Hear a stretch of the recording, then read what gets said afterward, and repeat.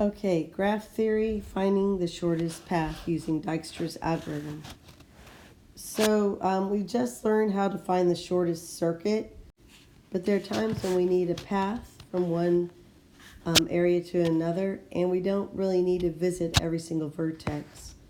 So think about when you put a certain trip into Google Maps or whatever map app that you have.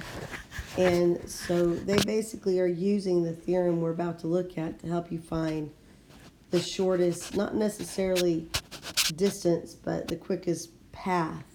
So I know that you could just easily put this, any kind of trip in your Maps app, and it would figure that out for you.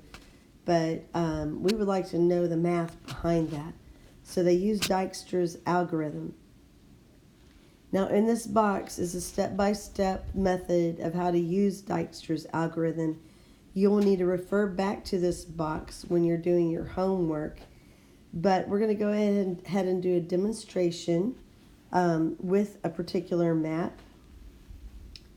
And I'm rewriting the map over and over again so that we can be very clear about the steps here. In the future, we'll just use one graph basically to help us do this. All right, so we want to travel from Vertex T here, Tacoma, Washington, to Yakima, Washington, which is Vertex Y. So it looks like we're looking at, if you just look at it, what looks like it might be the shortest path, and they're saying to go from Tacoma through Auburn, Mount Rainier, and then onto your destination. That may look like the shortest, but that's actually through a mountain.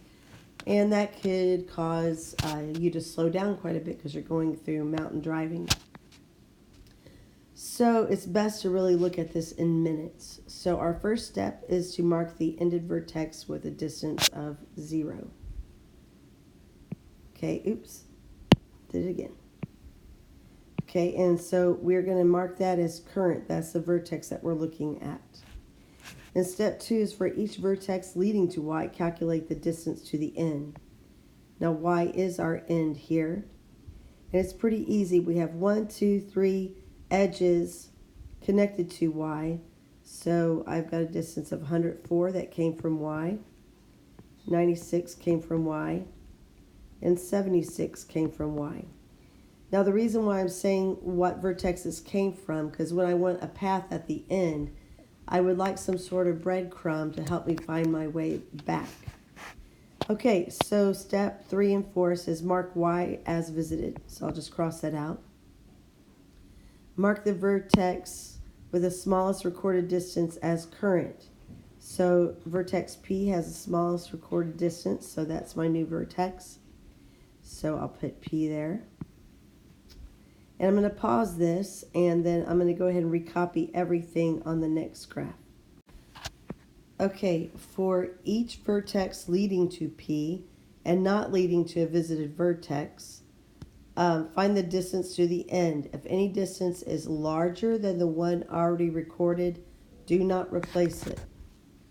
Okay, so if I added 76 to 27, I'm going to get a distance that is greater than 96, won't I? I believe it's 103. So I'm not going to replace the 96 with 103, okay? And then the 76 plus the 96, that is going to give me 172.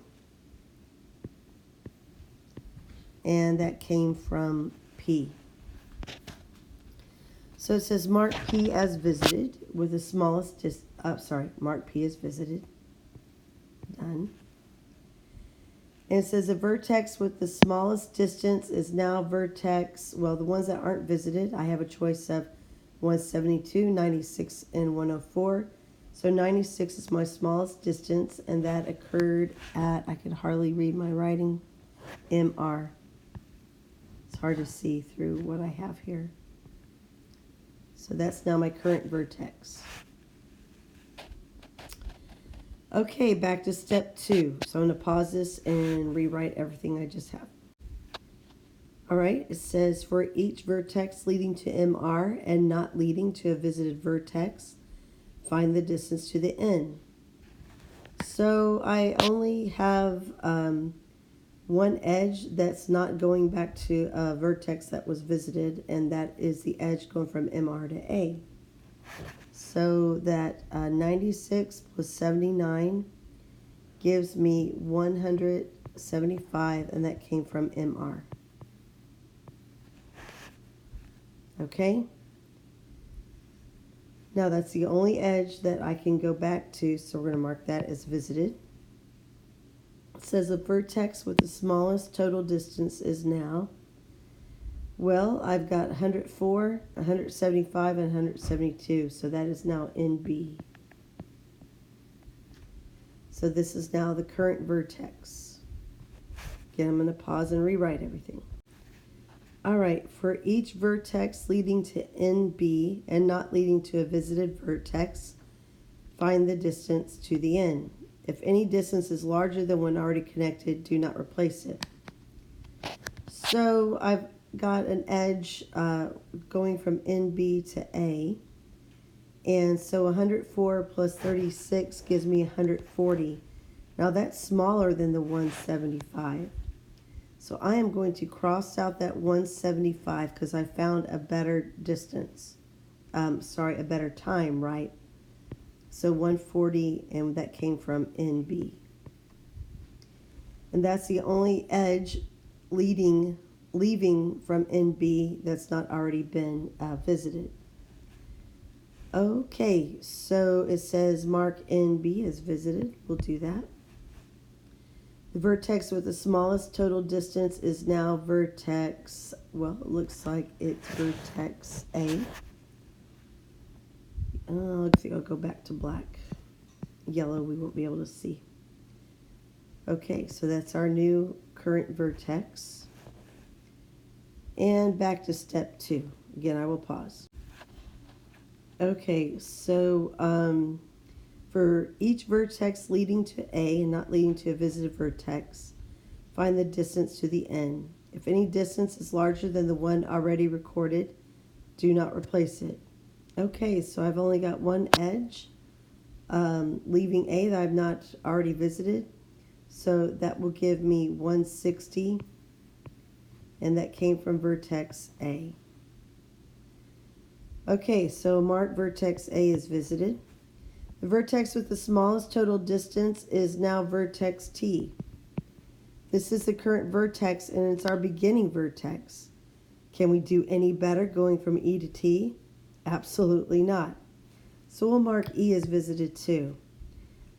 Since we have now visited all vertices, we are done. We have found the shortest path from Tacoma to Yakima. And by the way, I'm probably mispronouncing that. So we're going to go from T. Then where did that come from? To A. All right, and at A, where would I go to next? In B. And at NB, where did that come from? Y. And it will take 160 minutes travel time. Wow, that was a lot, wasn't it? Well, if you're not quite sure what we did there, feel free to watch the video again and again until you understand it.